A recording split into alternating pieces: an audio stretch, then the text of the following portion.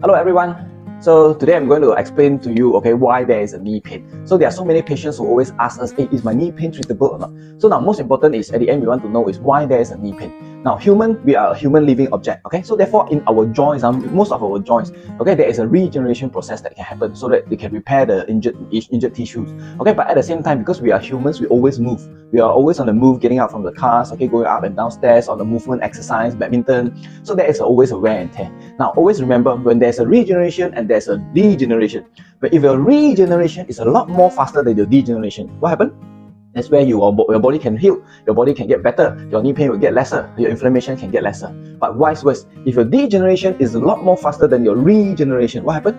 Pain, inflammation, that's why you have difficulty to go upstairs, you have difficulty to play your badminton anymore. Alright, so at the end, it's not about whether it's treatable or not, it's about how we're going to find or make your regeneration a lot more faster than your degeneration.